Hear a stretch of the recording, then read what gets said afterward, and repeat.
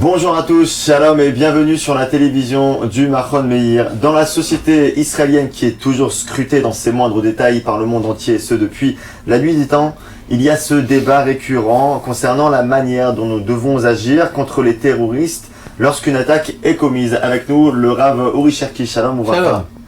Alors vous dites que la vengeance, la nekema en hébreu, est une des grandes valeurs du judaïsme et que si nous prenons la responsabilité d'être la lumière des nations, alors nous devons savoir intégrer en quelque sorte la vengeance dans notre méthode de fonctionner. Si je déforme pas trop votre propos, qu'entendez-vous par là? C'est très simple, le terme de vengeance en hébreu s'exprime selon deux mots différents. En français, il y a un seul mot. Vous avez nekama et nakmanut. Nakmanut correspond plutôt à l'esprit de vengeance. L'esprit de vengeance est évidemment négatif, il est une dérivée de la colère. La colère, c'est un emportement qui fait dominer la nature sur la morale. C'est évidemment quelque chose de répréhensible. Par contre, la nekama, la vengeance en tant qu'idéal, c'est-à-dire c'est une dérivée de la justice.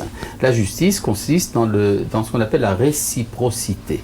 La réciprocité consiste à dire la violence ne restera pas sans réponse. Or, la violence est équilibrée par une violence équivalente. C'est le principe d'œil pour œil, dent pour dent dont parle la Torah, qui au tribunal se transforme en un paiement pécunier, mais qui, dans le principe de la politique d'Israël, fait que la vengeance ne reste pas sans réaction, ce qui fait partie de l'idéal et de l'exigence profonde de justice.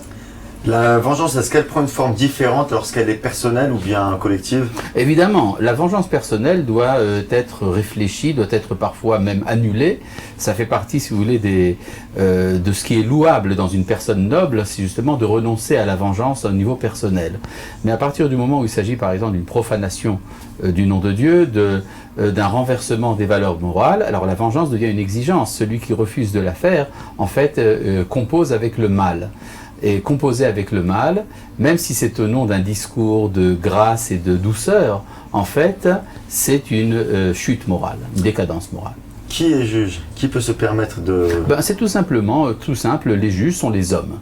C'est pour ça que le bon Dieu, justement, nous a demandé d'établir des tribunaux. Les tribunaux appliquent la justice, évidemment, dans les limites de la compréhension de l'homme. Mais prendre la responsabilité sur l'ordre du monde fait partie, justement, de la participation au projet du Créateur. Ne pas le faire, c'est en fait refuser l'idée même de création. Alors le plus grand prophète de tous les temps, Moshe Rabbeinu, a rendu justice en tuant un Égyptien qui battait un esclave hébreu. En quoi cet acte c'est faire justice? S'il s'agit simplement de...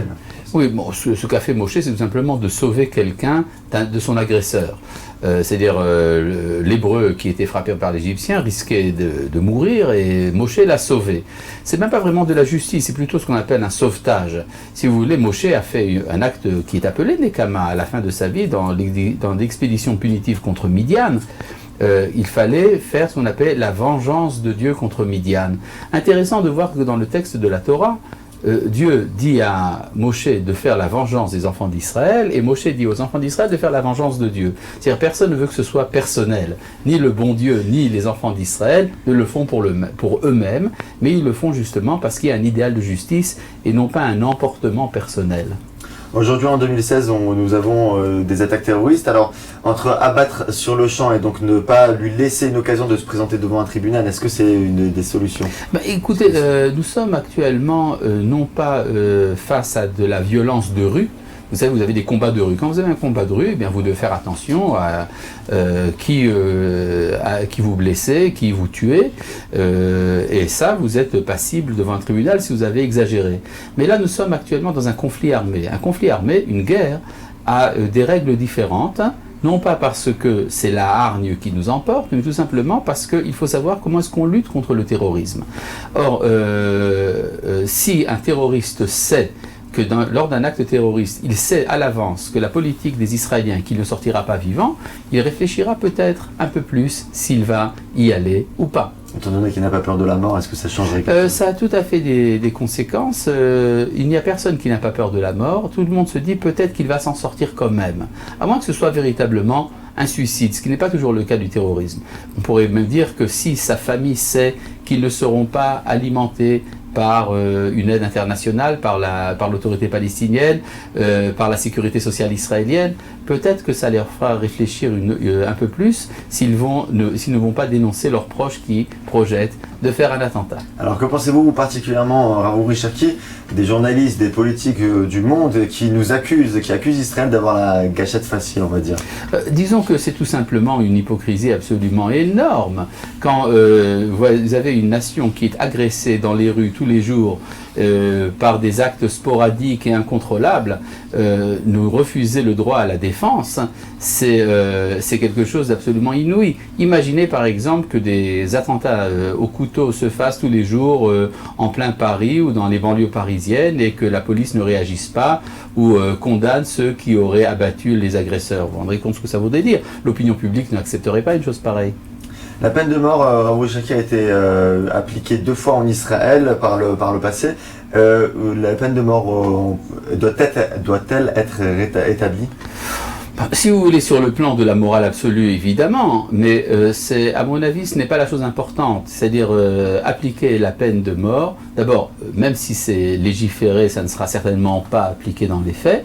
De plus, il s'agit ici d'avoir une politique d'ordre général de cessation du terrorisme, et ça ne passe pas forcément par la peine de mort. Ça peut passer par des mesures beaucoup plus importantes, qui sont par exemple l'implantation systématique à chaque fois qu'il y a acte de violence. Il faut toujours réfléchir à qu'est-ce qui est considéré par l'opposant, par l'ennemi, comme étant un échec. Or, pour nos ennemis, l'échec, c'est une perte de terrain. Donc si à chaque fois qu'il y a acte de violence, une maison juive, un village juif est construit, et de préférence dans la maison de l'agresseur, eh bien, vous n'aurez plus de problème de terrorisme.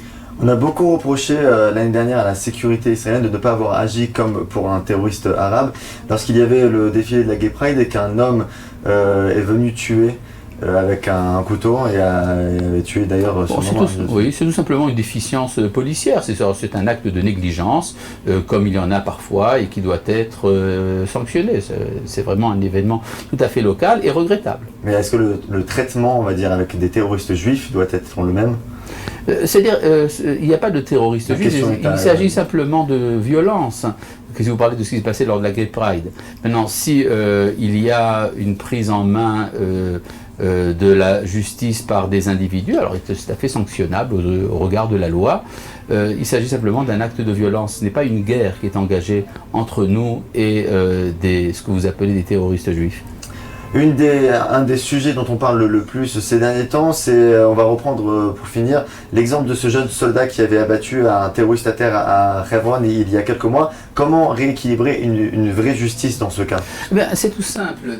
S'il y a eu transgression des instructions de l'armée, alors c'est sanctionnable. C'est-à-dire qu'il devrait, par exemple, être mis en prison pour 1 semaine, et peut-être même pour 10 jours, pour avoir transgressé les ordres de l'armée. Ce n'est pas un assassin, c'est la politique, c'est les ordres qu'il a reçus qui doivent être remis en question.